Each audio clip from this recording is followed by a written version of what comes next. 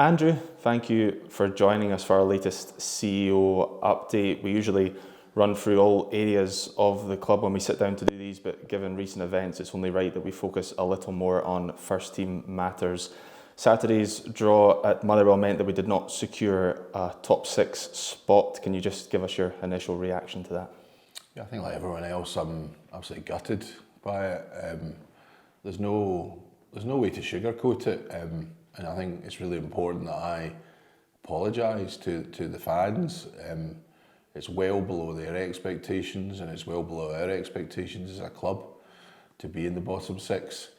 As we all know, we had a dreadful start to the season, but we all believed that we'd picked up, and we all believed, and it looked like we were going to make it into the top six, and then we could look at Europe after that.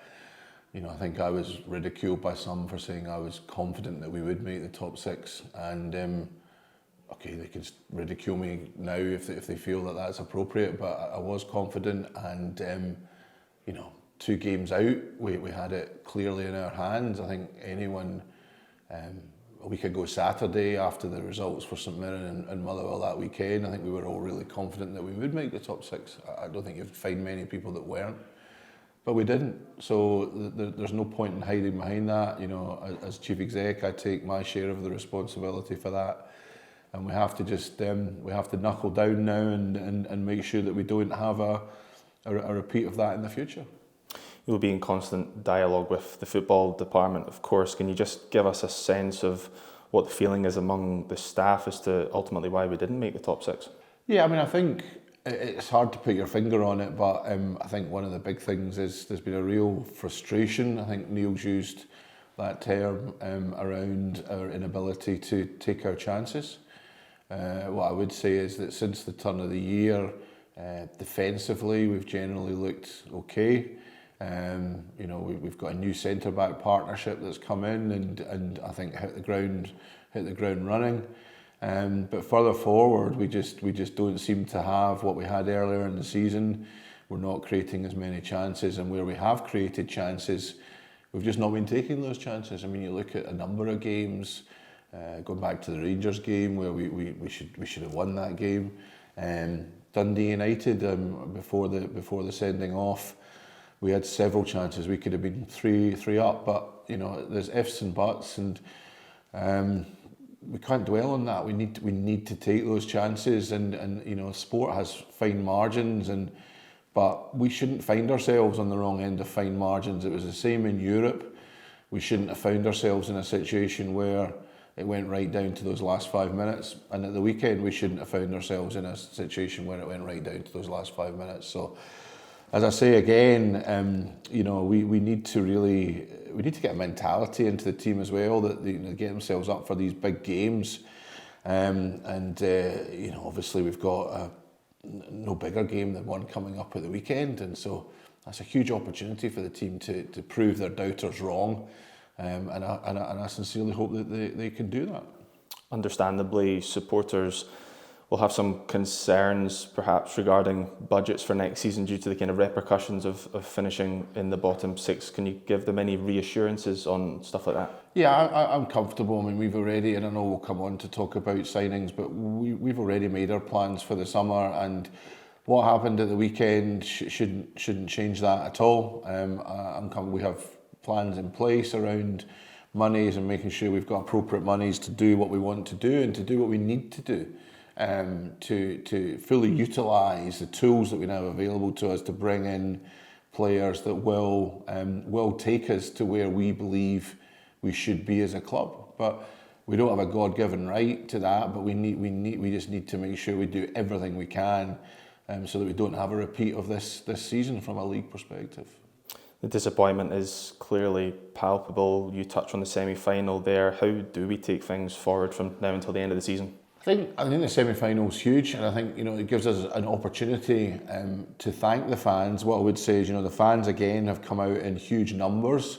We're well over 20,000. We'll have the majority of the fans on Saturday, which is again just thank you to the fans, testament to them that during what's been a difficult time they've still are stood up to it and will be there in their numbers, and I know they'll get behind the team, and that's what the team need. They need the support, and I know it'll be difficult for the fans, that they'll feel angry, and some of them and annoyed at where we are. But let's give the team our backing on Saturday, and that could then at least take us to a Scottish Cup final where we would have an opportunity to actually finish the season in style. The last 5 games from a league perspective, the business is not done yet. We have to make sure that we don't allow ourselves to get dragged back into anything down below us. The fixtures are out, so we've got opportunity to probably hopefully put things to bed fairly quickly after the split. I think we have to obviously make sure we finish 7th. That's the best we can do now, so we should always be aiming for the best we can do. So let's give it our best till the end of the season and see if we can go on a decent run and finish the season with a bit of positivity. You touch on the numbers of the support, the backing.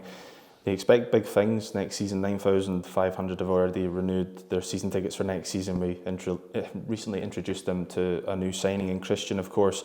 What can you tell us about the recruitment and retention for next season? Yeah, so firstly, again, a thank you to the fans for stepping up to the mark, and I fully expect us to go on and sell out our season tickets, which is just testament to how great our fans are after what has been a difficult season.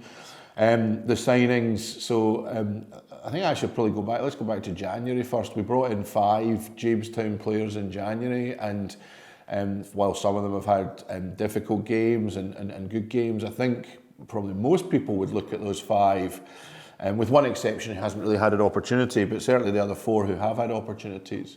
I would certainly say that they have improved the team, and they are good players, and I think it hopefully shows fans the sort of players that we can bring in through the Jamestown model. Christian is someone that we are very excited about. He is captain of his club at the moment, and that speaks volumes. I think it's probably fair to say we need more leaders in the team.